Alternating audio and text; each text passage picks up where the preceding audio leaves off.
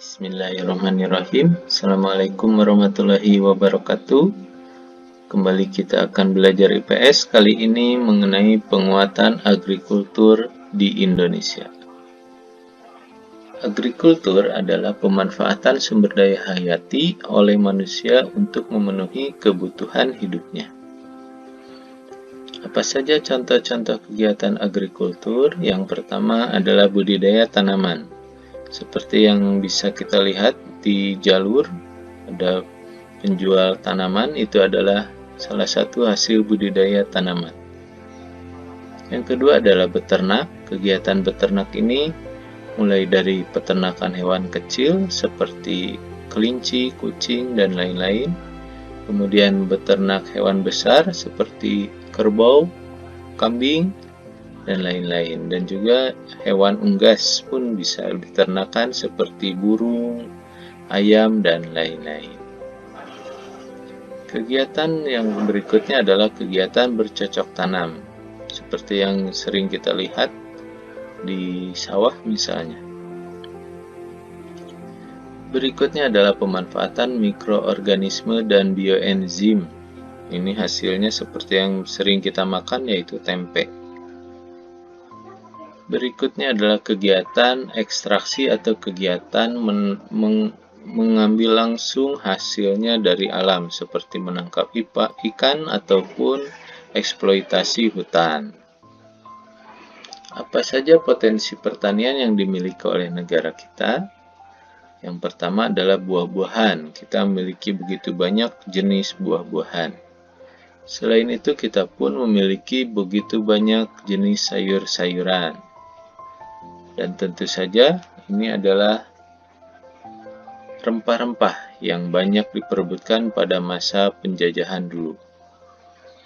Berikutnya kita pun memiliki bahan bakar nabati berupa biodiesel atau biofuel yang dihasilkan dari tanaman seperti kelapa ataupun dari sagu. Berikutnya kita juga memiliki padi. Kita memiliki kedelai, kacang tanah, dan juga ubi kayu. Tentu masih banyak yang lainnya. Apa saja peran pertanian Indonesia? Peran pertama bahwa pertanian merupakan sektor primer dalam perekonomian Indonesia. Hal ini mengingat bahwa sebagian besar penduduk Indonesia bermata pencaharian sebagai petani. Dan pertanian sebagai penghasil devisa negara melalui ekspor. Kita sudah bisa mengekspor walaupun hasilnya belum besar. Hambatan dari pengembangan agrikultur yang ada di Indonesia, diantaranya bahwa pertanian di Indonesia skalanya usahanya masih relatif kecil karena modalnya terbatas. Dan juga penggunaan teknologinya masih sederhana, belum semodern pertanian di negara-negara maju. Kita pun masih sangat dipengaruhi oleh musim. Belum seperti di Jepang yang bisa memodifikasi supaya meminimalisir dipengaruhi oleh musim. Kemudian pada umumnya berusaha dengan tenaga kerja keluarga karena modalnya terbatas. Pekerjanya pun sedikit, hanya sebatas tenaga kerja keluarga. Hambatan lainnya adalah akses terhadap kredit untuk peminjaman modal usaha relatif sulit, kemudian teknologi juga masih kurang, dan juga pasar masih relatif rendah. Pasar hasil pertanian sebagian besar dikuasai oleh pedagang-pedagang besar, sehingga akan merugikan petani itu sendiri. Hambatan lainnya adalah alih fungsi lahan pertanian menjadi lahan non-pertanian. Ini mengurangi luas lahan pertanian. Kemudian kurangnya penyediaan benih yang bermutu bagi petani, karena penyebarannya belum begitu merata.